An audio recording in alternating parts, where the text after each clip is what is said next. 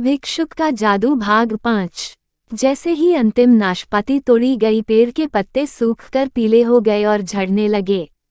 जो डालें मजबूत दिखाई दे रही थी वो सूखकर विकृत हो गई। पेड़ ने सारे फल दे दिए हैं, वृद्ध ने कहा।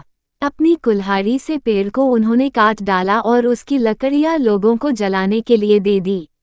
उन्होंने अपने हाथ झाड़कर धूल साफ की और अपने थैले से ढूंढकर कागज का एक टुकड़ा निकाला जो उन्होंने फूनान को दिया।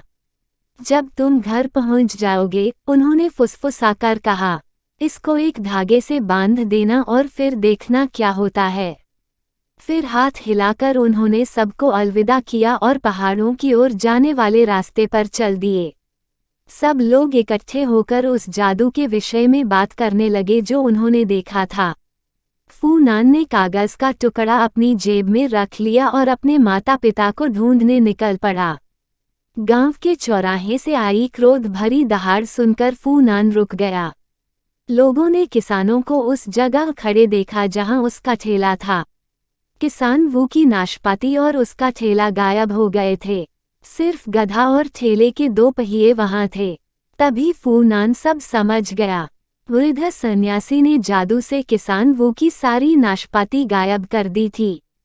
पहिए को छोड़ ठेले की अन्य भाग पेड़ बनाने में उन्होंने उपयोग कर लिए थे।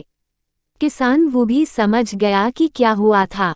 चौराहे में इकट्ठे लोगों को इधर उधर धकेलते हुए वे सन्यासी के पीछे भागा और चिल्लाया, उस बूढ़े भिखारी को पकड़ो, उसने मेरी नाशपातियां चुरा ली। लेकिन पहाड़ों की ओर जाते रास्ते पर सन्यासी बहुत दूर निकल गए थे। किसान वो के पीछे खड़े ग्रामीण इतनी जोर से हंस पड़े कि उनके लिए खड़े रहना भी कठिन हो गया। उस दिन से आज भी किसान वो के नाशपाती खोने की कहानी सुनाकर गांव के लोग अपने बच्चों को आज भी सचेत करते हैं। उस मूर्ख इंसान की तरह कंजूसी ना करना, अन्यथा अंत में जग हंसाई का कारण बन जाओगे।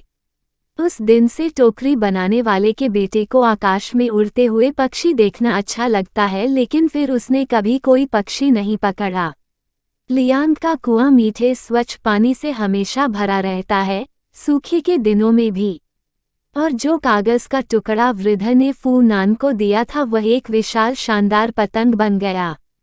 उत्सव पर जब पहली बार उसने पतंग को शाम के समय उड़ाया, तभी वो जान गया था कि जितनी भी पतंगें उसने अब तक ली थी, ये पतंग सबसे अधिक सुंदर और मजबूत थी। पतंग के माझे को पकड़े हुए और हवा में पतंग की पूंछ के फड़फड़ाने की आवाज सुनकर फूनान को लगा कि वृद्ध सन्यासी उसके निकट ही थे। एक दिन उसने सोचा, गांव त्याग कर वे वृद्ध सन्यासी का अनुसरण करते हुए पहाड़ों में जाने योग्य हो जाएगा। कहानी अच्छी लगी हो तो चैनल को लाइक और सब्सक्राइब करना ना भूले और घंटा बजा दीजिए ताकि आने वाली कहानी आपको सबसे पहले मिले।